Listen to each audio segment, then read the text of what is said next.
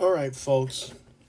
Just wanted to make a quick little PSA on how to not charge your laptop here.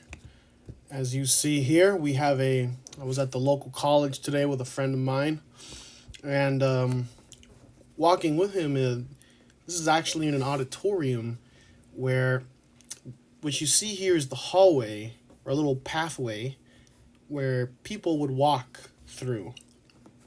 And this person decided to put their MacBook Air. This is kind of a older one, not too old, about probably 3 years old.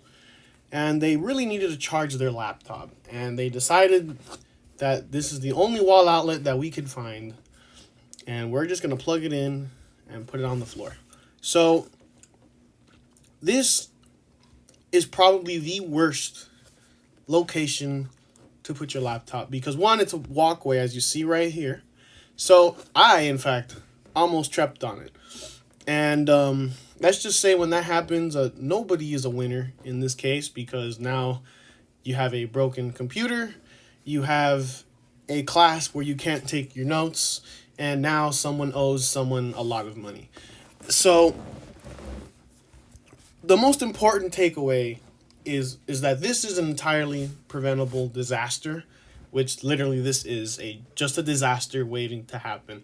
So one, on why this is completely and terribly wrong and a terrible thing to do is because it's in a walkway, someone's going to step on it. I think we've clarified that. Two, you should get in the habit of charging your device before you leave the house or wherever you're going. I know sometimes we forget. Hell, sometimes I even forget to charge my phone. It happens. But if you really need to charge your device, one, this uses USB-C, as you see here. So you could actually buy a power bank to charge up this device while on the go. So what you would normally do in that case is you would turn the machine completely off and you let it charge for a little bit, just enough to get you through the day. And there's some USB-C power banks that can actually charge a laptop while it's being used. Those are a little on the expensive side, but you can do it. Three is that you never want to leave any device, whether it's yours, your employer's, your friends, unattended. Because this is a surefire way of having it lost or stolen. Because either you're going to forget about it or someone's going to see it and they're going to be a whole lot faster than you are, or they're going to get it right when you're not paying attention. Especially a laptop that can be easily carried, easily disguised, and no one will ever know the wiser.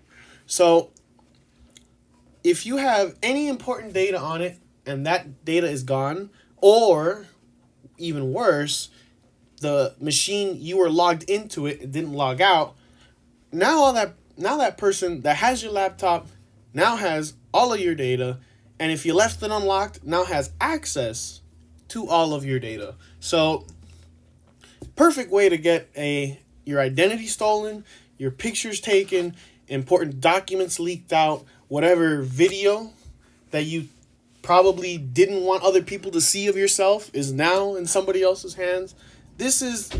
I know I sound a little narcissistic here or, mean or whatever you want to call me, and you're probably right, but this is the worst thing to do with your laptop. And even if you have Apple Care, if it's stolen or lost, chances are they won't cover it. And the reason why I'm pointing out Apple Care is because this is an Apple device. And while Apple does have a Apple Care plus theft coverage program, you still have to pay for the laptop to be replaced. It's usually $300, something like that. I know for the phone that's $100.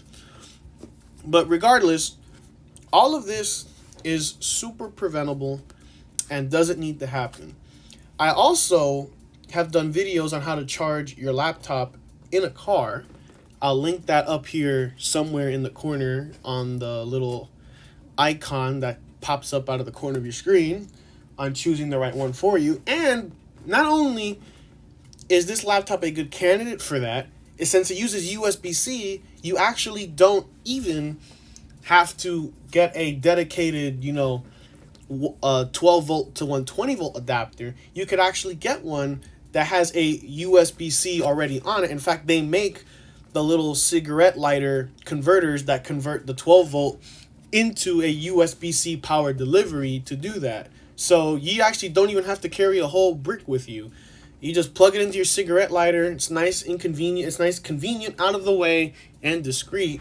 So I know some people are on the road a lot. I'm one of them. I get it. Sometimes you can't even last the whole day. But if you're that kind of person, getting one of those power bricks or the one for your car is definitely a worthy investment. It's not even a hefty investment. You can get some for like $20. Like, I saw this, I almost tripped on it, and it made me upset because this is something that is so preventable, yet so many people do. I'm going to be picking on the college student here that this was because I saw who picked it up later. And I get college, and trust me, believe it or not, I was a college student at one point. Trust me, college students can be busy. They got a lot on their plate, multiple classes, maybe even multiple parties depending on the student. But, we're all human, we forget. But this kind of forgetfulness will literally cost you a lot. A MacBook Air starts at $1,000 and starts, I believe, at $900 if you're a student. Regardless, we're looking at at least $1,000 of lost property. Nobody likes losing $1,000. Not even Bill Gates likes losing $1,000. So if you're gonna have a device, and especially an expensive device, or a device that's not even yours or lent to you, you need to do better to not do things like this. Again, I'm kind of picking on the person here because they're the one that I saw, but this is the kind of thing, like I said, is super avoidable and yet can cost a lot in terms of everything. Because, like I said, if someone steps on this or it gets stolen or it gets lost, nobody wins in this case. And really, it's something that doesn't need to happen, and in all honesty, shouldn't even happen. Thank you very much for watching this video. I hope you all learned something today.